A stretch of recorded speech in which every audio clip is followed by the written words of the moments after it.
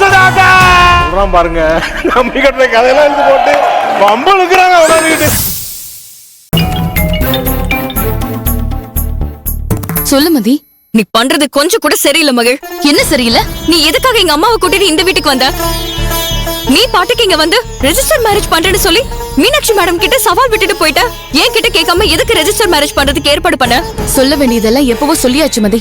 இனியும் தள்ளி போட்டுட்டு இருக்கிறது வேலைக்காகாது. உன் அப்பாவும் அம்மாவும் உன் வாழ்க்கையை நினைச்சு எப்படி கவலைப்படுறாங்க தெரியுமா? அதனாலதான் ஆதி வீட்டுக்கு வந்து பேசிட்டு வந்தேன். இங்க பாரு மகள், எனக்கும் ஆதிக்கும் ரெஜிஸ்டர் மேரேஜே நடக்க கூடாது. நடக்கவும் நான் விட மாட்டேன். அப்பாவும் அம்மாவும் உங்களுக்கு ரெஜிஸ்டர் மேரேஜ் பண்ணாதான் ஆதியையும் உன்னையும் பிரிக்க முடியாதுன்னு நம்புறாங்க. நாளைக்கு ரெஜிஸ்டர் மேரேஜ் நடக்க போகுதுன்னு அவங்க எவ்வளவு சந்தோஷமா இருக்காங்கன்னு தெரியுமா? அவங்க சந்தோஷத்தை நீ கெடுத்துறாதே. இது வரைக்கும் அவங்க சந்தோஷத்துக்காக தான் நான் ஒவ்வொன்னும் பண்ணிக்கிட்டு இருந்தேன். ஆனா இப்போ என்ன ஆச்சு? நீ லவ் பண்ணாதே, நான் கல்யாணம் பண்ணிக்கிட்டேன். இனியாச்சும் நான் என்னோட விருப்பத்துக்கு முடிவெடுக்க போறேன். நீயும் அதையும் கல்யாணம் பண்ணிக்கிட்டீங்க. அந்த கல்யாணத்துக்கு மதிப்பு கொடுத்தே ஆகணும்.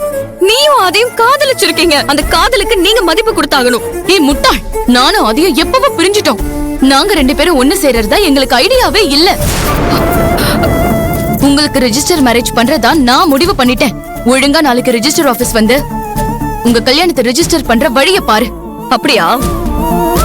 உனக்கும் ஆதிக்கும் ரெஜிஸ்டர் மேரேஜ் பண்ணி வைக்கலான்னு நான் முடிவு பண்ணிட்டேன். ஏன் உன்னாலதான் ஆன்லைன்ல அப்ளை பண்ண முடியுமா? உன்னோட ஐடியா வச்சு நான் அப்ளை பண்றேன்.